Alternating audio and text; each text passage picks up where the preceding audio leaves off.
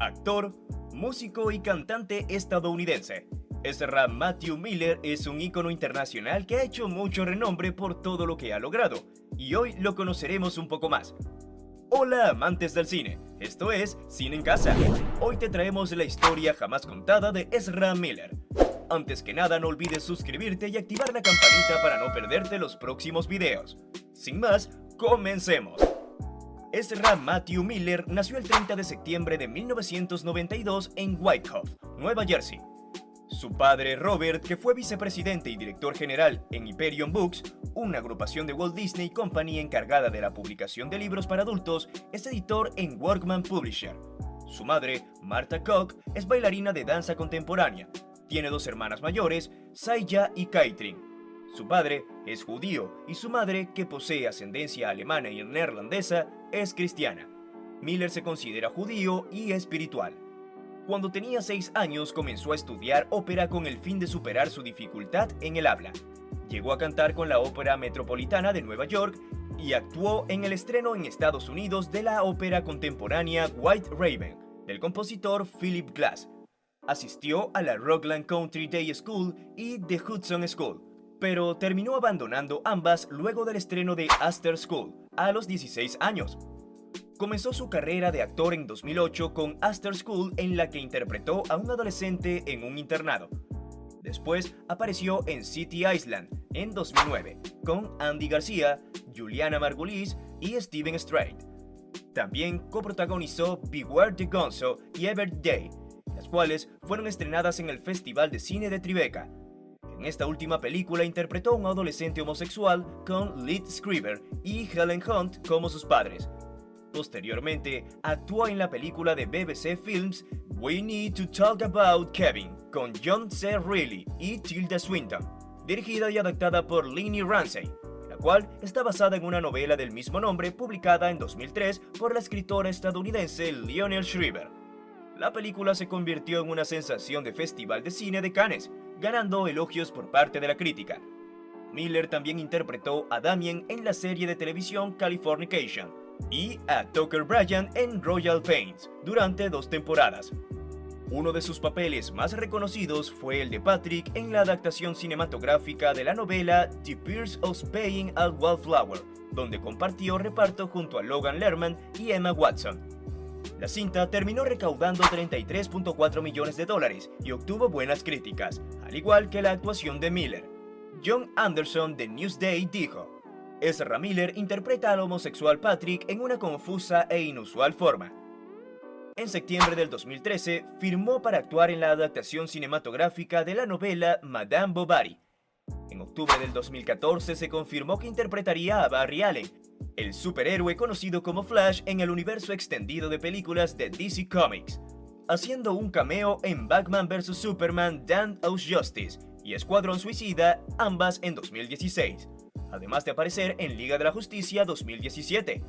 Y así es como su película homónima esperada para 2022, The Flash.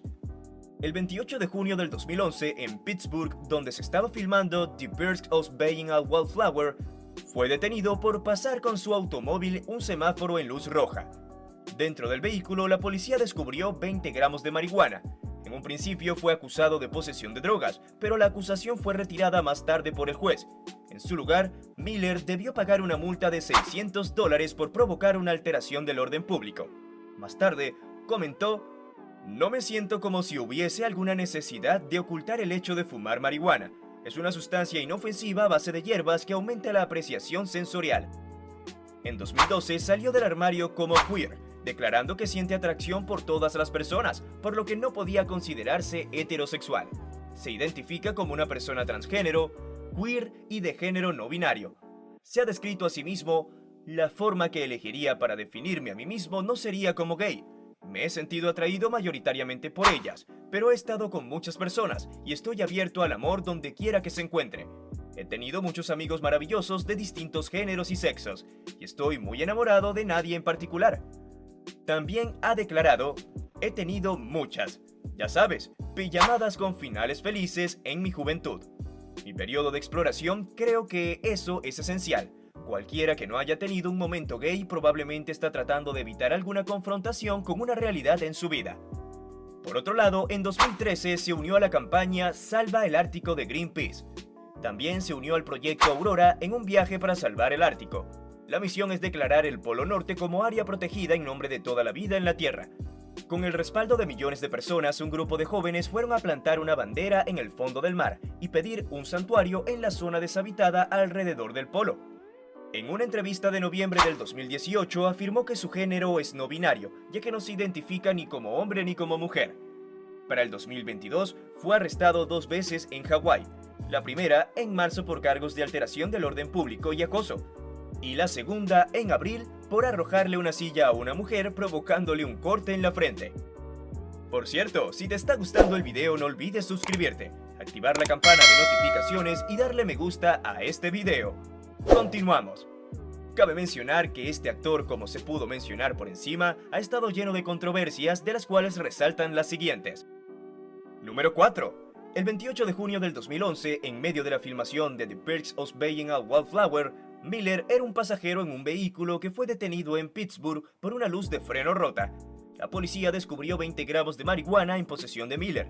El actor fue acusado inicialmente de posesión de drogas, pero luego un juez retiró el cargo. En cambio, enfrentaron una multa de $600 por 2 citaciones de alteración del orden público. Miller comentó más tarde que no sentía necesidad de ocultar el hecho de que había fumado marihuana, ya que es una sustancia herbal inofensiva que aumenta la apreciación sensorial, según sus palabras. Número 3. El 6 de abril del 2020 apareció un video en un tweet eliminado desde entonces que parecía mostrar a Miller asfixiando a una mujer y arrojándola al suelo. El video fue confirmado por Variety que tuvo lugar en Brickyio Cafijus, un bar en Reykjavik, que Miller frecuenta cuando está en la ciudad. Un empleado del bar identificó a la persona en el video como Miller, quien fue escoltado fuera del local por el personal después del incidente. Número 2. El 28 de marzo del 2022, Miller fue arrestado en Hawái luego de un altercado físico con los clientes después de haber lanzado obscenidades a los clientes en un bar de karaoke, y fue acusado de alteración del orden público y acoso. El 19 de abril del 2022, Miller fue nuevamente detenido por asalto en segundo grado por las autoridades policiales del estado de Leilani, subdivisión en Pajoa, por presuntamente arrojar una silla que golpeó a una mujer de 26 años y le dejó un corte de media pulgada en la frente después de que le dijeran que se fuera durante una reunión privada. Miller había sido arrestado 20 minutos después del ataque durante una parada de tráfico en la intersección de la autopista 130 y la calle Kukula en Keauau. Apenas unas horas después de este segundo arresto en semanas, Miller no se declaró culpable del incidente del karaoke y el juez Kanani Laubach le impuso una multa de $500 por alteración del orden público. En total, tuvo 10 altercados con la policía en esos 2 meses. Número 1. También fue denunciado por los padres de una mujer, Gibson Iron Eyes, su acompañante en Hawái, por secuestro. Miller había confesado una relación con ella cuando él tenía 23 años y ella tan solo 12 años. Los padres de Gibson manifestaron a las autoridades que Miller la mantenía retenida contra su voluntad, que la mujer carece de pasaporte, documento de identidad, auto, tarjetas bancarias o teléfono móvil, que la vieron golpeada y con moretones, y que le había hecho abandonar el colegio a los 16 años y que le suministraba alcohol, marihuana y LSD desde que era pequeña. Esta denuncia fue desmentida por la propia Gibson, quien acusa a sus padres de transfobia. Es así como hemos llegado al final de este video. Si te gustó el video, te invito a que te suscribas, le des like y actives la campana de notificaciones para que no te pierdas ninguno de nuestros videos. ¡Hasta la próxima!